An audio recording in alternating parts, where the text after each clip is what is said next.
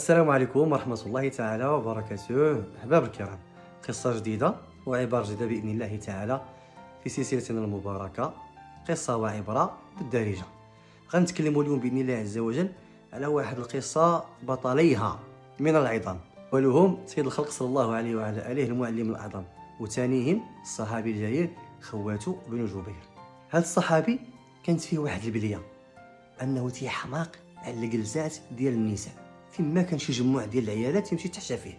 هذه بليه جابها معاه من الجاهليه بقات فيه. قال لك واحد النهار خارجين مع سيدنا رسول الله صلى الله عليه وسلم، وصلوا لواحد البريصه، قال لهم الحبيب المصطفى هنا نرتاحوا. جلسوا، جات الخيمه ديالو حتى شي خيمه ديال النساء، هو يسيقظ فيه داك الهم. هز السويك ديالو اللي فيه الحله ديالو، جايب حتى القوام، هز القوام ديالو لبسو، مشى عند دوك العيالات جلس في وسطهم. داي سيدنا رسول الله صلى الله عليه وسلم ويشوفو جالس في وسطهم. ابا عبد الله ما اجلسك، اش جالسه دير تماك؟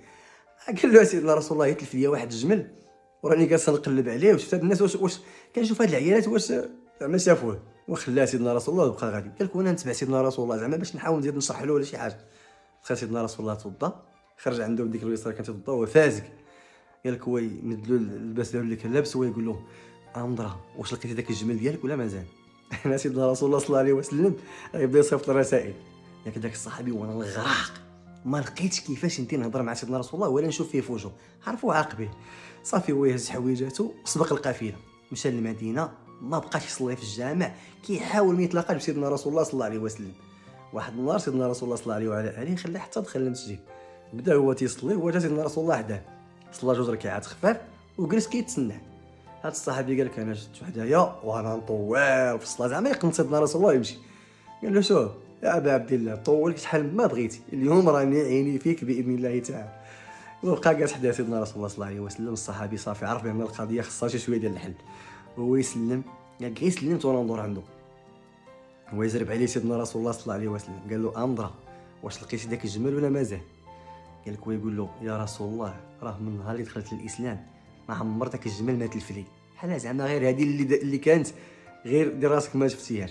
قال لك هو سيدنا رسول الله مسح له على صدره، قال له يرحمك الله يرحمك الله يرحمك الله. من ذاك النهار ما عاود رجع ليها. الاحباب الكرام، القصه فيها واحد الكبيره من الكبائر، هو ان هذا الصحابي كان تيمشي تيقلب على الاختلاط اللي هو شي طامه في الدين ديالنا. وشوف سيدنا رسول الله صلى الله عليه وسلم كيفاش خداها ببساطه، برحمه، بحنيه كما تيقولوا اخواننا المصريين، بواحد الحنان عظيم، ان هذاك الصحابي خصو يبرى. وهذه اللي خصنا نتعلموا في هذه القصه من الحبيب المصطفى صلى الله عليه وسلم في طريق الله عز وجل. وحنا كندعيو كيجيونا واحد الناس كل واحد شنو جايب معاه، بحال واحد المستشفى وغيدخلوا لها بزاف ديال الناس اللي مرض. كاين اللي مريض بالكونسير عافانا الله واياكم، خصو داك الدواء الصعيب بزاف باش الله يجيب الله فيه التيسير وكيبقى مهدد بين الحياه والموت. كاين اللي فيه داء السكري خصو دائما ديك الانسولين باش يبقى حي، اولا غتجي واحد الكوما وغادي يموت. كاين اللي فيه غير السخانه غيشرب دوريبران ويجيب الله الشفاء. هذه هي طريق الله سبحانه وتعالى، وهادو هما الناس اللي غتلقى، وهذه هي امه سيدنا رسول الله. فيها المريض بزاف، مريض شويه، وخاصك تكون انت هو الطبيب. كيفاش تكون انت هو الطبيب؟ رجع للصيدليه سيدنا رسول الله صلى الله عليه وسلم وخذ لك الدواء وبرا انت الاول باش يبراو الناس. هذا الكلام تنقولوا لي انا، لقاش الكاميرا دابا راه كنشوف فيها وجهي.